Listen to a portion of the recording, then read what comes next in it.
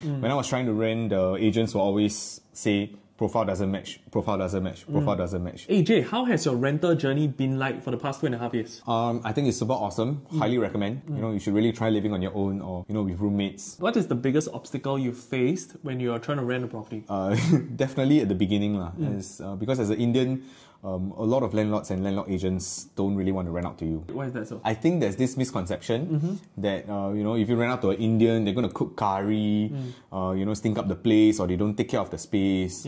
Yeah, I think there's this misconception, and they kind of put all Indians under this umbrella, which is, So what do you think caused this misconception? From what I hear from other agents, when I ask them this same question, they would tell me things like, sometimes they rent out to students from India who are very wealthy, and because they have their own servants to help them with stuff, to clean up and all, and when they come here alone without any helpers, they don't really know how to take care of the space.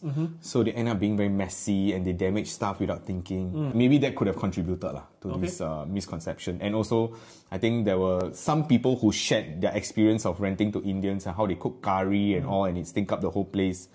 And then because of that, they think that all Indians are going to cook curry. I don't even know how to cook curry.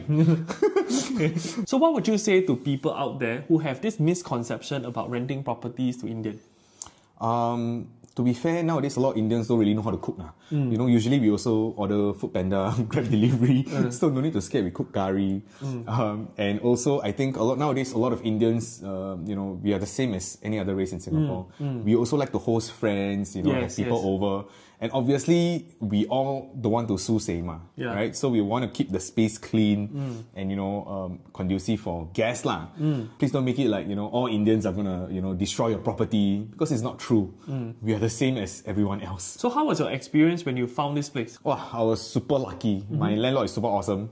My landlord's agent is also super awesome. Any issues that I face, I voice out and, you know, everything gets settled like that. And, you know, so I also do my part. I make sure that I'm not late on rent. I try to be early. I try to do my part you know, like if they are nice enough to rent out to me, then I have to do my part as well. I think everybody has to keep that in mind. It's mutual respecting. So what kind of profile do you think falls under that misconception? I think from what I hear is a single Indian male.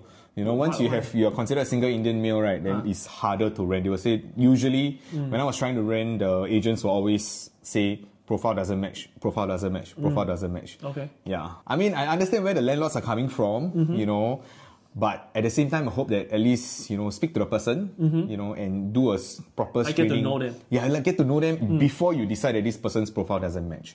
Because not, you know, everyone is going to cook curry. Not everyone's going to cook curry. Yeah. Right? I think people need to be educated on this misconception. So are you a single male Indian?